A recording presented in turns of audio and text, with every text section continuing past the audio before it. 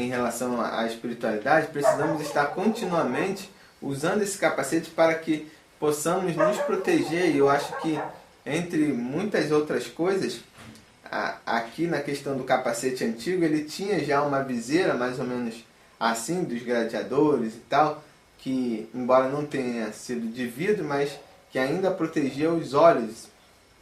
E eu queria que a gente pensasse nessa viseira como pedisse a Deus que colocasse em nós o capacete da salvação, mas com essa viseira que escurecesse ou que eliminasse toda e qualquer investida de Satanás, para que a gente enxergue o outro como alguém que precisa ser consertado. E essa viseira, que a gente peça a Deus que nessa viseira nos dê o retorno, para que a gente consiga olhar para dentro de nós e ver que antes do outro ser imperfeito, antes do outro não ter o compromisso, antes do outro que faltou à igreja, nós, o que Deus tem para mim e o que Deus quer de mim e o que eu vejo que eu preciso diante de Deus. Depois que tivermos com essa viseira ou com essa visão mais de Deus para nós, a gente consegue entender que nós precisamos de proteção para nossa mente, porque o diabo tem imposto religiosos, tem imposto circunstâncias sociais, socioambientais e até familiares, para que a gente desvie o foco, para que a gente seja contaminado, para nos contaminar com coisas impróprias e do mundo, com pensamentos de exaltação do nosso próprio eu e de anulação do poder de Deus nas nossas vidas. É quando a gente está em frente ao mar e a gente acha que nada vai acontecer, nem que o mar vai se abrir, nem que a gente consiga andar sobre as águas. É nesse momento que a gente precisa olhar para nós e enxergar-nos como filhos de Deus para atravessarmos o mar, independente se por cima ou por baixo, e até mesmo no meio dele, no sentido de alguns metros de profundidade, sem se afogar, respirando por conta de Deus, né? Depois ele vai falar sobre a couraça da justiça, né? Tomai revestivos, porque os dias são maus, ficai alerta. A couraça da justiça.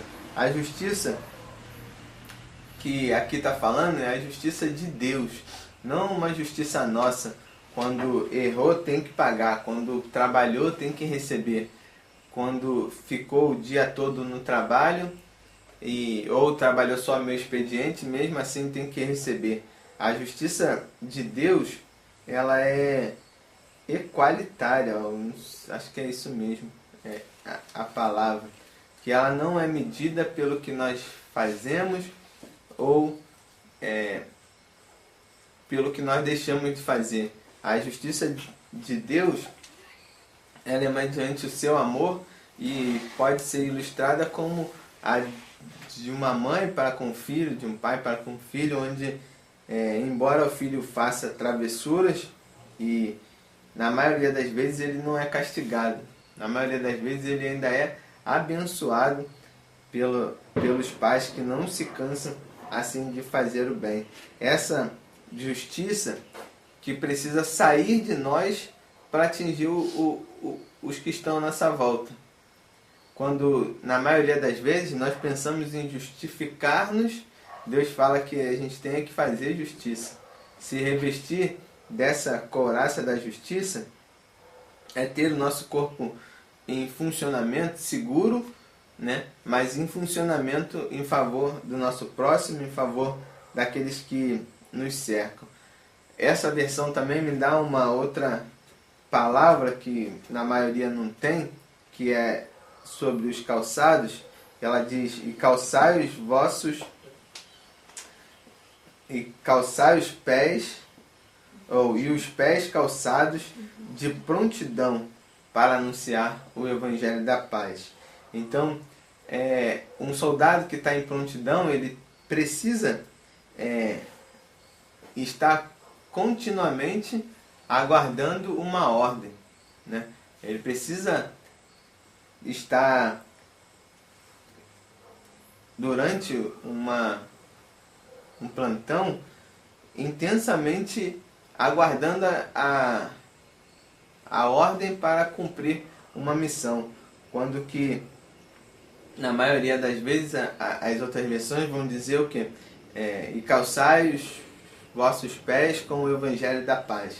Nessa a gente encontra essa palavra prontidão, que é o que? Estar vivendo, aguardando apenas Deus falar assim, ó, fala com ela, ou fala com ele, né? Seja no ônibus, no trabalho, onde quer que seja,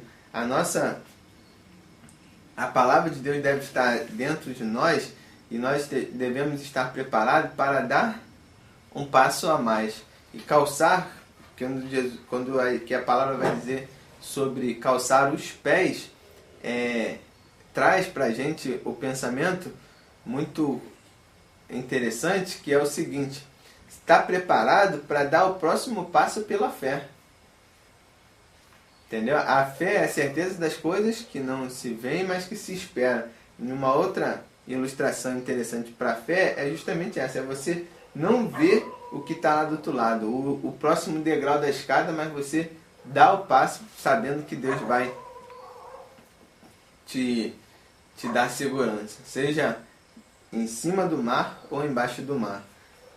Precisamos, irmãos, estar de prontidão para falar. É interessante que a gente estava numa circunstância agora de madrugada e a gente parou e algumas pessoas que, assim, talvez nós não daríamos nada em outro momento, mas como era o único lugar que tinha para estacionar, e a gente estava esperando os missionários voltarem,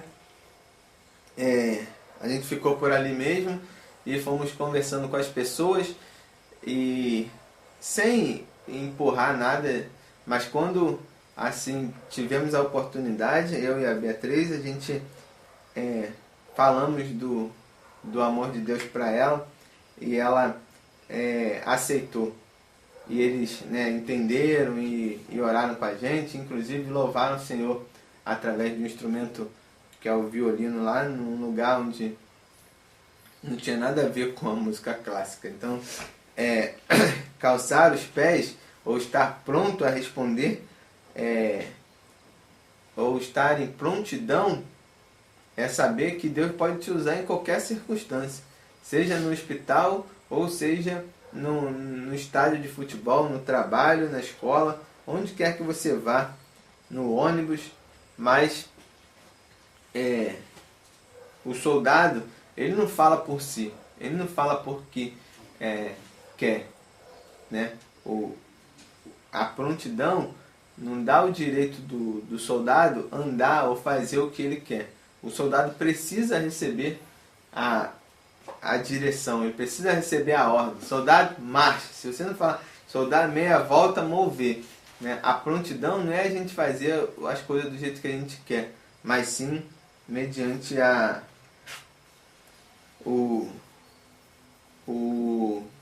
ordenança de Deus. Prosseguindo, ele vai falar que a nossa prontidão é para anunciar um evangelho de paz, né? E já no finalzinho, a penúltima item dessa armadura, ele vai falar que nós precisamos embraçar o escudo,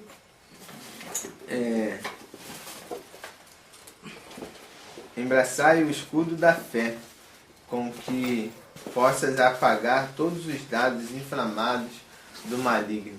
O escudo, é interessante que o couro, antigamente os escudos eram feitos de couro, né?